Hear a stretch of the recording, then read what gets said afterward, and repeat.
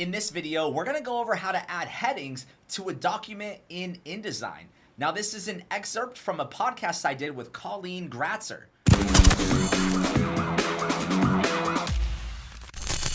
Welcome to the Accessibility Guide channel. My name is Sean Jordison, and let's jump into the ring. So I have a direct question here, and I don't know if it's going to make sense, and I think we've kind of already talked about it, but like, how do you specifically add headings in InDesign? Correct me if I'm wrong. First, we have to create a style, and then you basically just select text and apply it, or am I missing something? You would do it either way. So you could just, I'll just do it on the pasteboard here. You could, just you could add your heading first. Okay.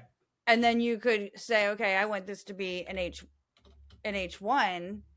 And I like to name my styles by the tags, because especially when you're working on long documents, you want to know where you want to know which one to pick, right? And then the export tag gets set to H1. Okay. Right. So then I could be like, okay, or I could sit here and I could style it first and, make it bold and large and then go create that style. But otherwise, if I do it this way, like I could then come over here and write or control click and then say redefine style. And does it do it based on what you've set in your style? So in Microsoft Word, we have that option to do, you right click the heading to match style based on appearance. Is that basically the same thing here? Yes. But what makes it the H1 is like setting the H1 tag here on the export. Yeah. Okay. The export tags. So even if it's set as a paragraph style in InDesign, that doesn't necessarily mean, like, if I forget to set the export tagging, it's just going to come through as a P tag or something else. So if you just set it as automatic, depends on what your style name is. I mean, InDesign allows us to set, I'll go back into it. InDesign allows us to set P and H tags, right? And we shouldn't even do anything with the H tag. I don't even know why it's there anymore, but there are still so many other tags that are used in PDFs, but a lot of it has to do with how you name your style. Okay. And, you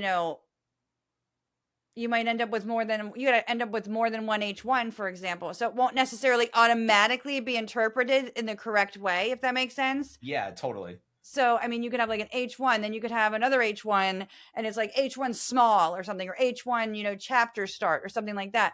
They're not going to automatically get interpreted in the PDF as those headings. Gotcha. So that's why the export options are very important to set on these styles. Yes.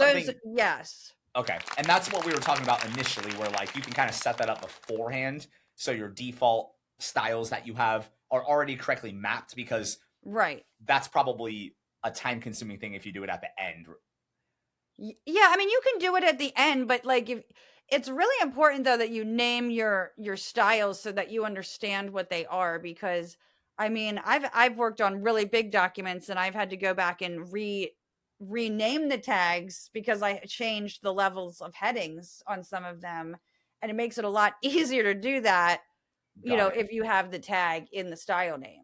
Okay, that makes sense. That concludes today's video on how to add headings to a document in InDesign with Colleen Gratzer. If you want to find out more information about how I can help you get accessible, if you want to check out the full-length podcast, or if you want to find out more information about Colleen, check out the links below this video.